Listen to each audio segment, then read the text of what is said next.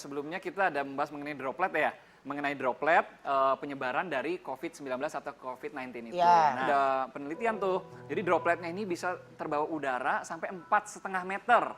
4,5 meter. Tuh bener, gue di luar aja ya. Nah, 4,5 meter. apalagi di ruangan Jadi tertutup, COVID, dia jadi COVID. dalam satu kendaraan, contohnya di transportasi bus, ya kan?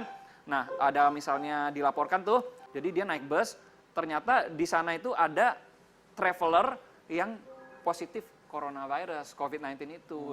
Dia udah pakai masker, udah jaraknya jauh, tetapi masih kena, karena 4,5 meter ternyata. Lakukan masalah social distancing.